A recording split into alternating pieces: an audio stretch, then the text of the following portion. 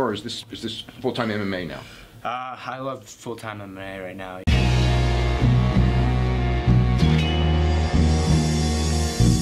Back to the daily grind, and shout out to the full-time patrons. Make sure to hit subscribe if you're new and hit thumbs up if you're not a baby back bagel biting bitch boy, cause you know what time it is. It's full-time MMA. Demetrious Johnson, Mighty Mouse. Before I get into this video, shout out to the full-time panel. That shit was fucking epic the night before UFC 227. We had our whole little Demetrious Johnson, Henry Cejudo skit we did there. Shout out to my boy giving Surname. I know he was really pulling for Demetrious Johnson after that. But hey man, sometimes that's just the way the cookie crumbles. So shout out to the full-time family. By the way, we got a big stream coming up later today. I haven't went to sleep yet, but I've been figuring stuff out, getting stuff done for the channel, grinding. Take a little power nap. I mean, it's 7 in the morning. Still, I haven't been to sleep after UFC 227. But with that being said, we got a new addition to the stream. I can't wait to show you guys, so make sure you guys tune in. I'll set the time for 6 p.m. Eastern. We're going live, you guys. So 6 p.m. Eastern, be there or be square. We're going to be going live, talking about everything UFC 227. You can join the chat as well. It's going to be a panel chat, so anyone can join, talk about the fights and everything else. Maybe, I'm sure we're going to talk about McGregor and Khabib, maybe Diaz-Poirier, a lot of stuff going on. Till Woodley. It's going to be a great show, so make sure you tune into that.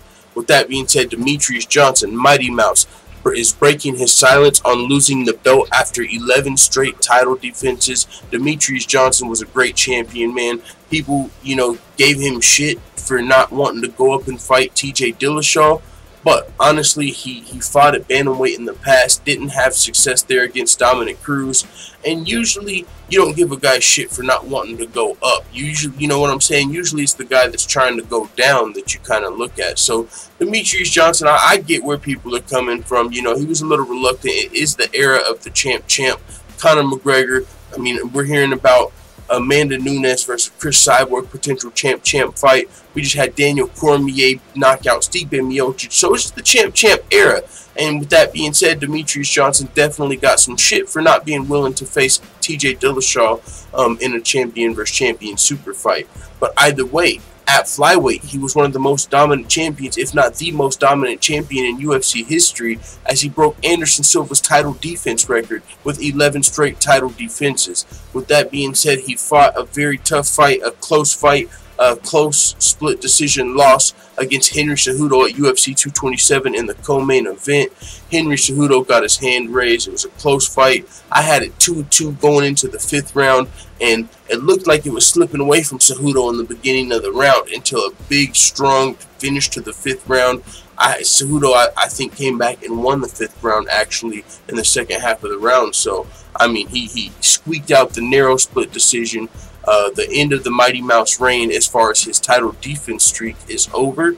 But with that being said, he definitely deserves an immediate rematch, you know, in a lot of people's mind. Is he going to get it? No.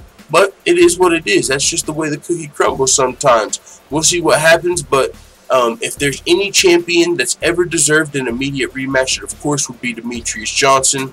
With that being said, he's also injured coming out of this fight, so that might be one of the reasons that he's not going to get the immediate rematch, but he definitely deserves it. I mean, longest reigning champion in UFC history, lost a close split decision. That's definitely qualifies for a rematch. With that being said, Demetrious Johnson is actually fine after the loss. He's taking it like a champion. He's a little more bummed out about being injured than losing his belt. This is what he had to say. I'm fine. Losing happens. Every great champion loses. I've lost before. When I fought Dominic Cruz, I lose in the gym, so I'm fine. I'm more upset about the injuries, but other than that, I'm okay. So Demetrious Johnson, he's not holding his head down. He's still accomplished a lot, you know, and he's still one of the best flyweights in the world, if not the best, as this was a close split decision lost. And I'm sure whenever he's healthy, he's going to be coming back in his next fight fighting for the title. I don't think Demetrious Johnson, even if Henry Cejudo goes up to fight TJ Dillashaw next, I don't think Demetrious Johnson will have to fight the next contender, unless he just wants to. You know, we've got Jussier Formiga versus Sergio Pettis coming up at UFC 229 on McGregor Khabib on that card. That's going to be a big fight for the flyweight division. So maybe Henry Cejudo wants to fight in the meantime, in between time. I could definitely see him fighting the winner of that fight.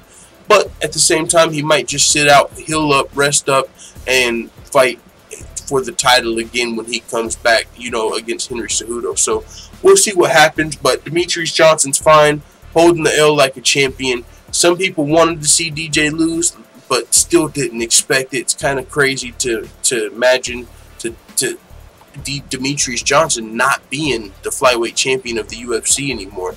It's now Henry Cejudo, Olympic level gold medalist. Definitely the best flyweight in the world, not named Demetrious Johnson. So that's why me and a few other people, you know, kind of predicted this to happen, even though you expected your prediction to be wrong, right? Even if you predict Henry Cejudo, even if you know about his skills and you're not underrating him, it's still hard to see anybody beating Demetrious Johnson, but he was able to do it. So big win for Henry. And with that being said, it is what it is. Make sure you tune into the live stream later, as I said, 6 p.m. Eastern. Let the full-time family know what you think in the comments. And before we go, shout out to all the full-time MMA white belts that have hit the subscribe button. Make sure you also hit the bell right next to it so you get notified every time I upload a new video, or some of the time that I upload a new video, because YouTube's notification bell is a player hater. But this is one of the hardest working independent MMA channels on YouTube.